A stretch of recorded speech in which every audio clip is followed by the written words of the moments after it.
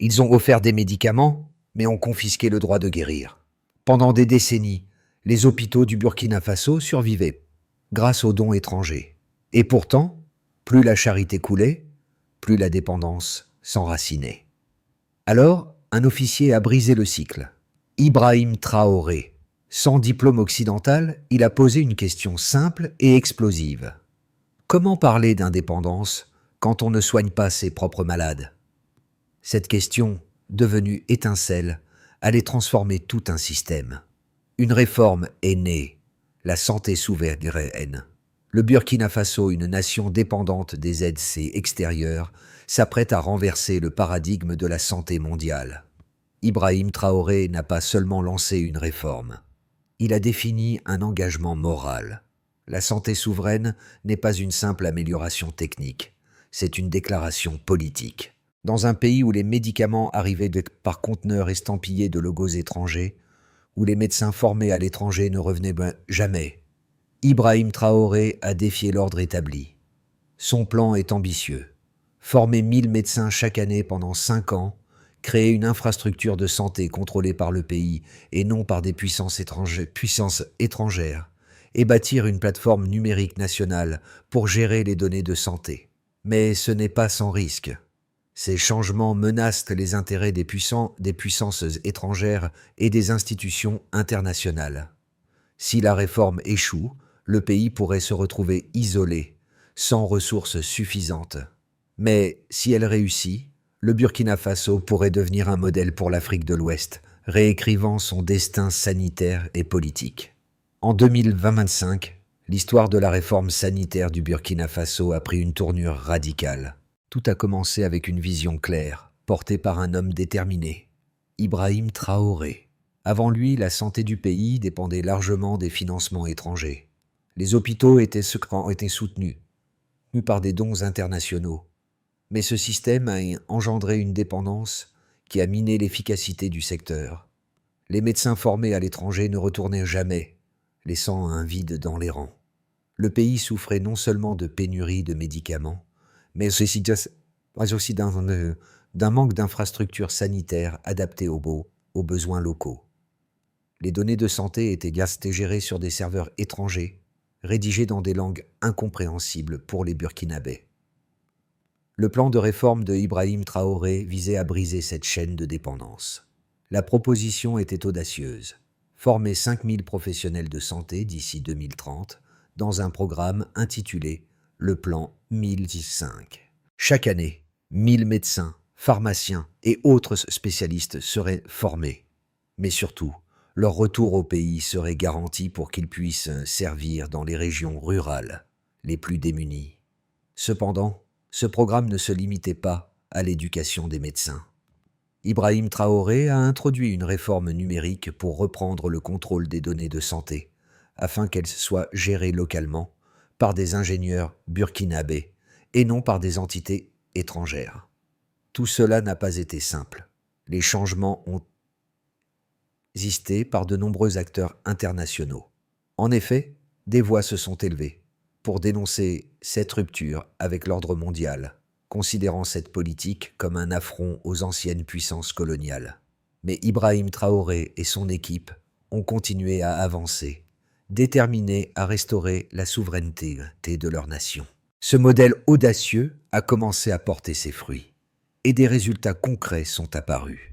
Des centres médicaux ont vu le jour dans tout le pays, et pour la première fois, le Burkina Faso ne dépendait plus uniquement des financements étrangers pour soutenir son système de santé.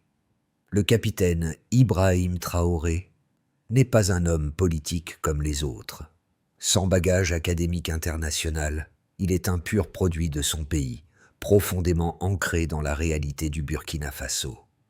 Issu d'un milieu modeste, Ibrahim Traoré a grandi avec la conviction que la véritable indépendance ne peut être atteinte sans un contrôle total sur la santé de son peuple. Sa vision a été façonnée par des années de frustration face à un système qui ne répondait pas aux besoins de sa population. Plutôt que de se résigner à la dépendance continue vis-à-vis des puissances étrangères, il a décidé de prendre les choses en main. Sa réforme de la santé a été perçue comme une réponse à une urgence sociale et nationale. Le pays avait un besoin désespéré de médecins formés localement, et les établissements de santé étaient submergés, souvent incapables de répondre à la demande croissante. En introduisant le plan 1005, Traoré a proposé un modèle de formation durable, conçu pour produire des professionnels de santé qui non seulement serviraient à la capitale, mais iraient directement dans les zones rurales les plus touchées. Les premiers résultats ont été visibles très rapidement. Grâce à l'engagement de Traoré, les centres médicaux de nombreuses régions ont vu leurs effectifs augmenter et des consultations de qualité ont pu être offertes là où il n'y en avait pas auparavant. L'impact immédiat a été une amélioration de l'accès aux soins, mais aussi une revalorisation du travail des médecins et des personnels soignants. Ibrahim Traoré a mis en place une dynamique de transformation en alignant la vision de la santé souveraine avec des actions concrètes sur le terrain.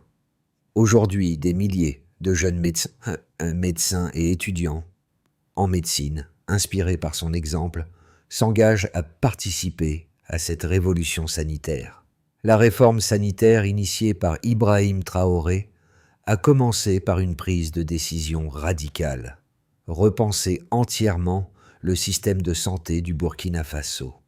Son plan ne s'est pas limité à une simple réorganisation, mais a impliqué une transformation complète de l'infrastructure médicale et de la gestion des ressources humaines. Le pays s'était trop longtemps appuyé sur les aides étrangères, mais sous la direction de Traoré, une rupture nette a été opérée.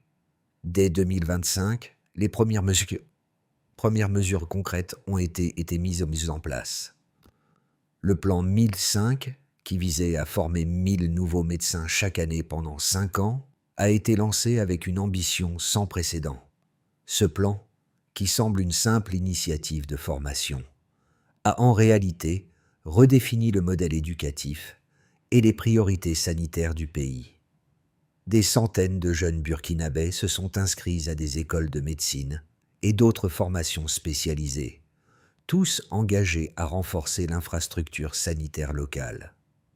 En 2026, les premiers résultats tangibles ont commencé à apparaître. Les étudiants en médecine formés localement ont intégré les hôpitaux du pays, réduisant immédiatement la dépendance des structures de santé aux professionnels étrangers. De nouvelles écoles ont vu le jour et les formations locales ont été renforcées avec le soutien de partenaires comme le CDC Afrique et l'UNICEF. Ce qui semblait autrefois une utopie s'est transformé en une réalité. Pour la première fois, les hôpitaux du Burkina Faso ne comptaient plus uniquement sur les médecins étrangers, mais sur des professionnels formés et enracinés dans leur propre pays. Bien que les premiers succès aient été notables, des défis de taille se sont également présentés. Le pays a dû surmonter une résistance considérable, non seulement de la part des acteurs extérieurs, mais aussi de certains groupes locaux, habitués à l'aide internationale. La mise en place de la plateforme numérique nationale pour la gestion des données de santé a été un défi technique et logistique majeur, nécessitant des ressources considérables et une coordination parfaite entre différents ministères et partenaires. Malgré ces obstacles, la réforme a porté ses fruits. Ibrahim Traoré a réussi à créer un environnement où les professionnels de santé sont non seulement formés, mais motivés à travailler dans les régions rurales, loin des grandes villes. Les infrastructures de santé se sont étendues dans tout le pays et de nouvelles cliniques ont été inaugurées dans les zones les plus isolées. Ce n'était pas simplement une construction de bâtiments, mais une refonte complète du modèle de santé publique. En parallèle, la plateforme de gestion des données sanitaires a permis une meilleure traçabilité et une transparence accrue. Les données locales ont permis de mieux répondre aux besoins spécifiques de chaque région, notamment en matière de vaccins et de médicaments. Grâce à cette numérisation, le pays est désormais en mesure de suivre ses indicateurs de santé en temps réel, tout en renforçant son indépendance par rapport aux structures étrangères. Les réformes introduites par Ibrahim Traoré ont été soutenues par des données concrètes, prouvant l'impact immédiat de son approche sur le système de santé du Burkina Faso.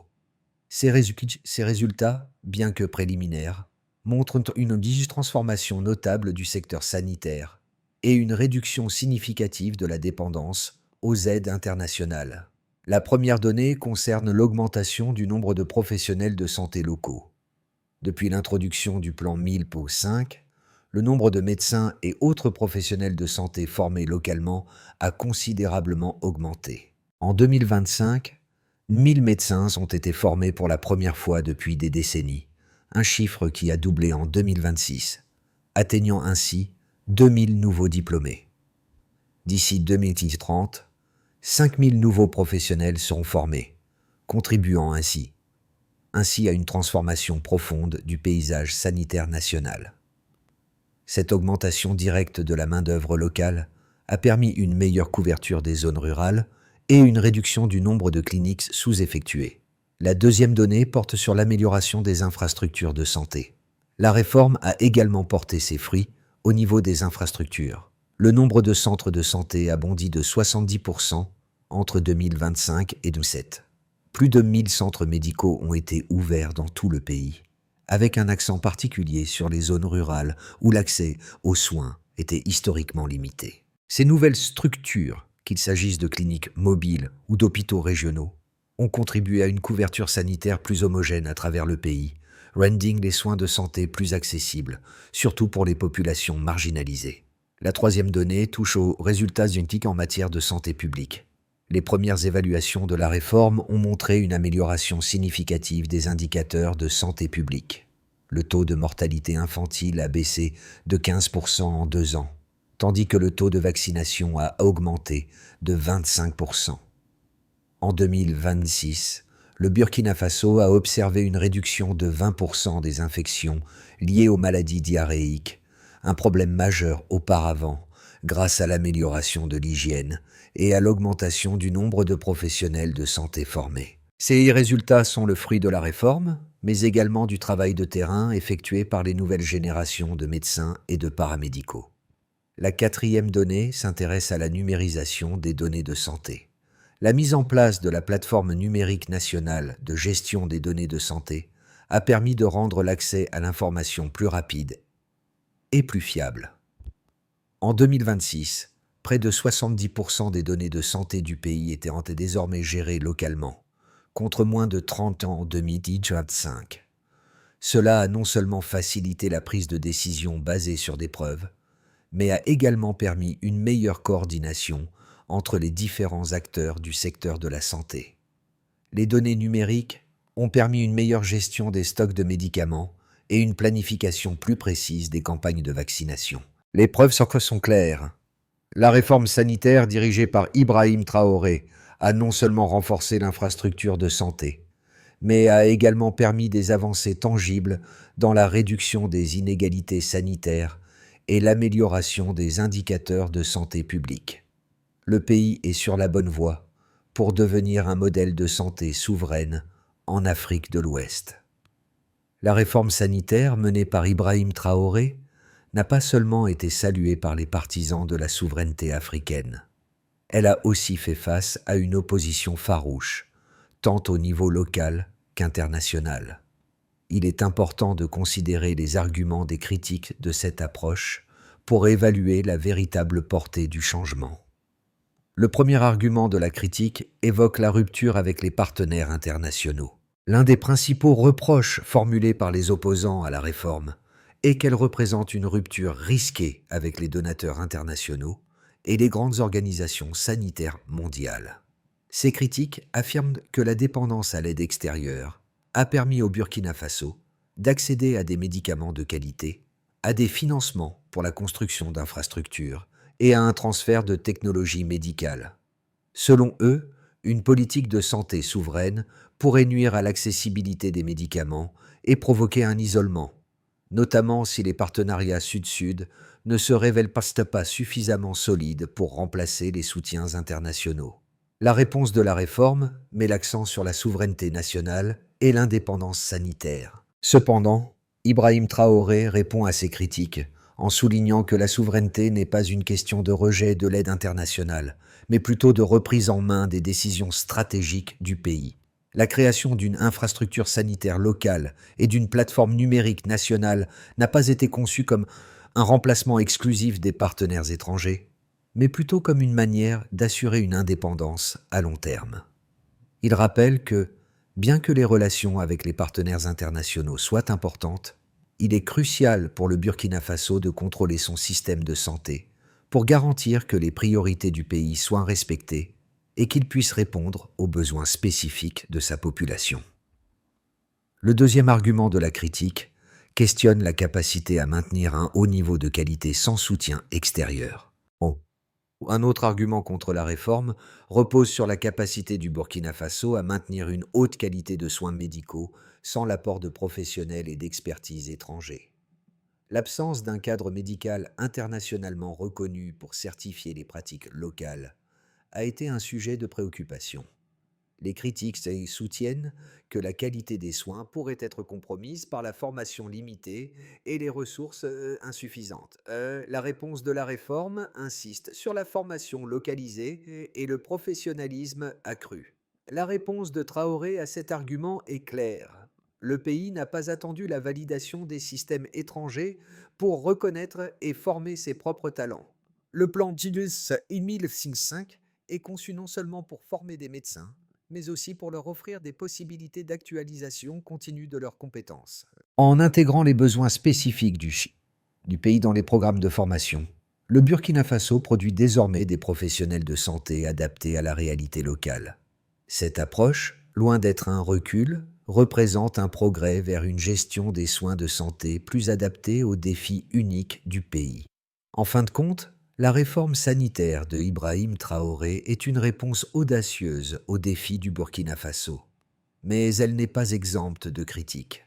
Cependant, les réponses apportées par la réforme, la création d'une infrastructure locale, le renforcement de la capacité du pays à former ses propres professionnels et la réduction de la dépendance à l'aide extérieure montrent une vision de long terme pour une santé souveraine, apte à résister aux défis externes. Le pays ne cherche pas à renier ses partenaires, mais à bâtir un avenir où il ne sera plus dépendant des aléas du soutien international. La révolution sanitaire du Burkina Faso a dépassé les frontières nationales pour devenir un modèle de transformation en Afrique de l'Ouest. La première étape consistait à former des professionnels de santé locaux, mais cela n'était que le début. Dès 2027, une nouvelle phase a émergé, marquée par l'introduction de l'infrastructure numérique et la gestion autonome des données sanitaires.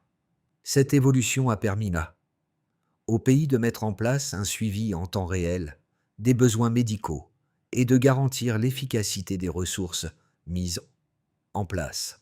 La réforme a apporté des changements visibles dans les hôpitaux et les cliniques rurales. Le plan 1005 a permis une augmentation significative du nombre de médecins disponibles.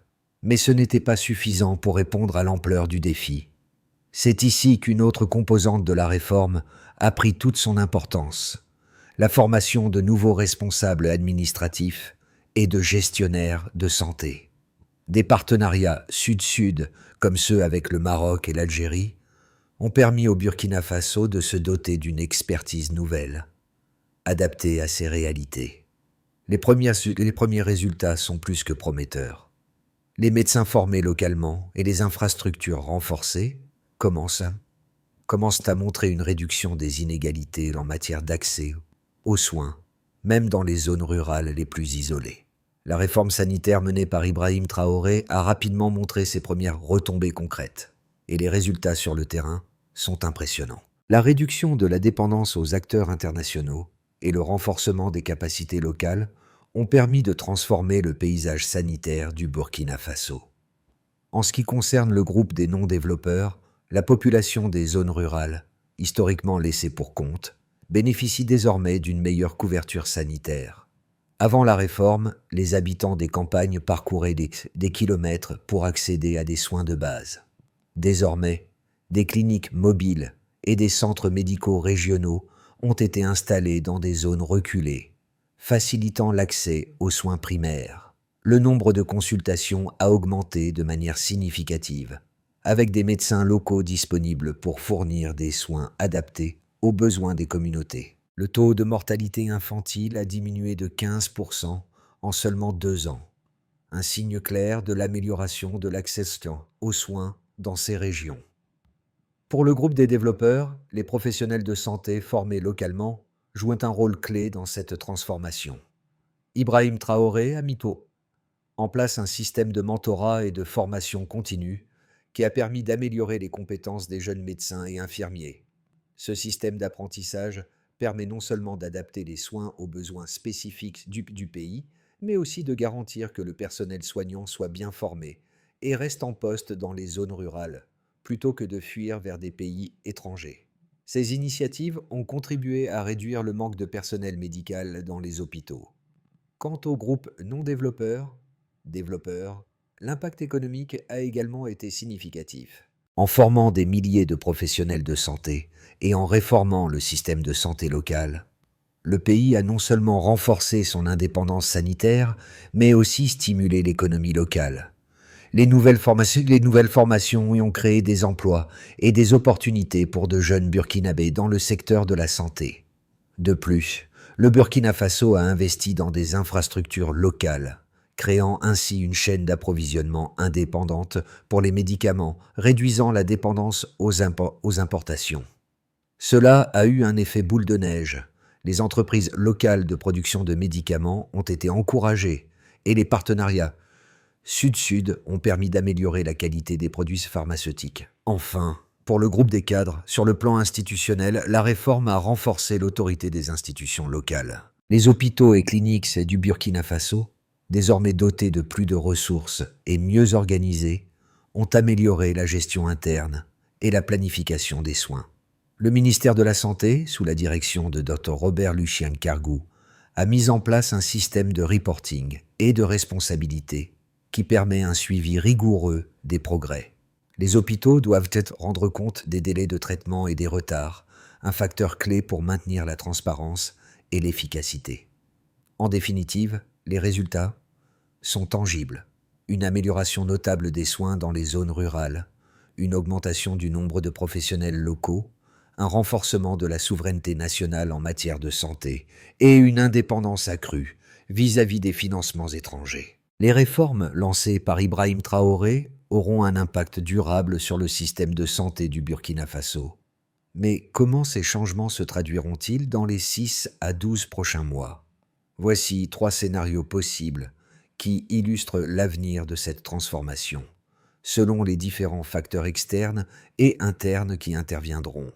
Le scénario de base prévoit une continuité de la réforme avec un soutien interne renforcé. Dans ce scénario, les réformes se poursuivent comme prévu, avec des progrès constants dans la formation des médecins locaux, l'extension des infrastructures et l'amélioration de la gestion des données sanitaires.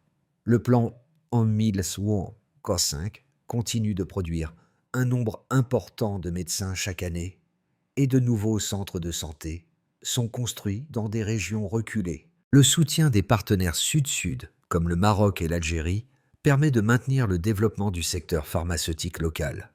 Les jeunes médecins formés sont envoyés dans les zones rurales et travaillent à réduire les disparités d'accès aux soins.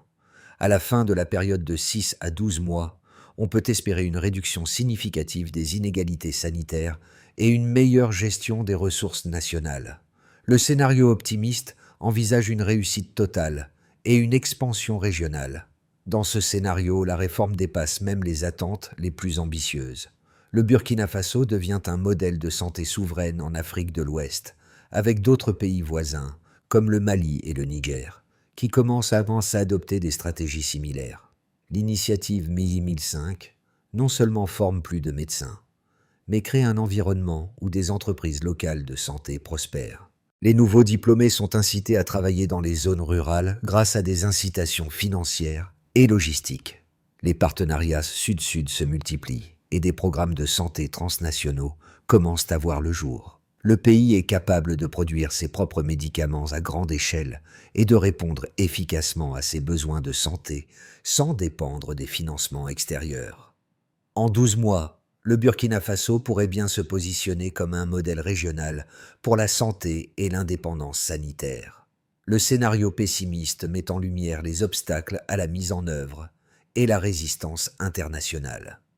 Ce scénario envisage un ralentissement ou un échec partiel des réformes en raison de plusieurs obstacles.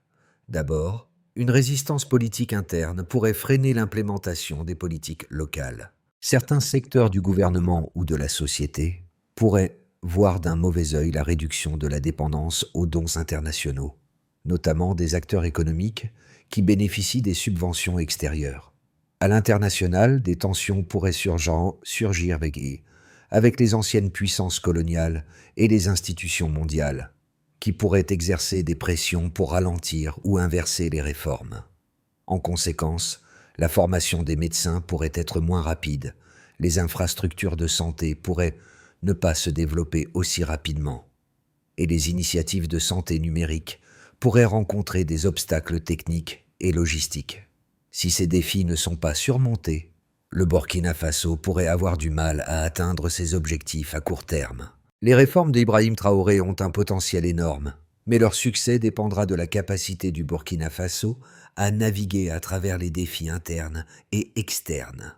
Le scénario de base représente une évolution stable, mais il est le résultat d'un équilibre délicat entre les réformes internes et les relations internationales.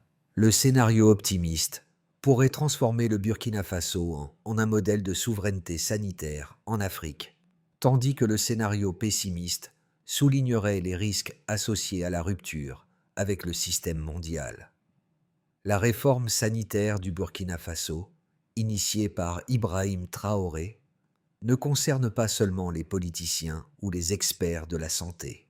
Elle a un impact profond sur la vie de chaque Burkinabé, qu'il vive à Ouagadougou ou dans un village isolé du Sahel. Ce changement, qui semblait impossible il y a seulement quelques années, touche désormais le quotidien des citoyens, transformant leur relation à la santé et à leur pays.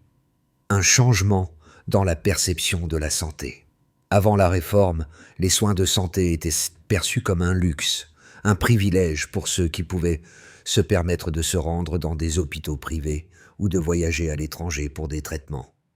Aujourd'hui, grâce à Ibrahim Traoré et à son équipe, la santé est en train de devenir un droit accessible à tous. Les habitants des zones rurales n'ont plus à marcher pendant des heures pour atteindre un centre de santé. Des hôpitaux sont maintenant accessibles plus près de chez eux, et des cliniques mobiles vont directement dans les villages, offrant des soins là où ils étaient autrefois inexistants. Un impact sur la vie des jeunes générations. Les jeunes burkinabés voient dans cette réforme un avenir dans lequel ils peuvent être fiers de travailler pour leur pays. L'accès à une éducation médicale de qualité et la possibilité de servir leur propre communauté changent leur vision du métier.